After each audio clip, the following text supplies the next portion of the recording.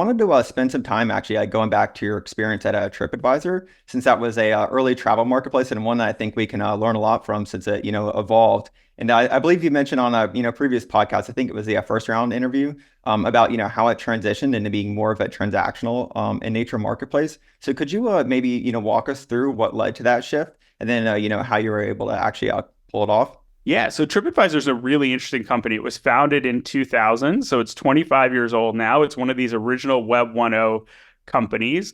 Unfortunately, they started a travel company right before September 11th, and that was a existential event for the company. And so they had to figure out really quickly, how do we create a profitable business?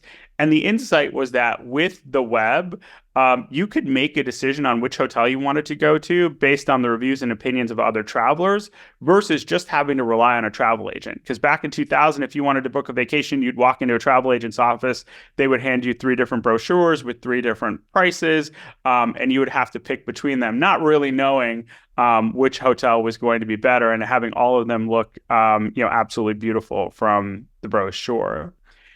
And so one of the interesting things is that it turned out that this user-generated review model was also a perfect match, not only for what customers wanted, but also for the growing opportunity around SEO. And so TripAdvisor was able to create this incredibly effective SEO flywheel by having millions of reviews constantly coming in that were fresh and indexable to feed the Google algorithm. So across millions of different searches, TripAdvisor would be the number one organic result. And so from 2000 to 2012, the company built a really strong business there, $1 billion a year revenue business. It was part of Expedia and then got rolled out as an independent public company. And as an independent public company, the company started to ask itself, well, what's next for us? And it was pretty clear that the problem that TripAdvisor needed to solve was that people were coming through TripAdvisor rather than to TripAdvisor. So they would search on Google, they would come read some reviews, and then as soon as they wanted to get serious about a particular hotel, they wanted to see prices, they maybe wanted to book, they would have to leave TripAdvisor.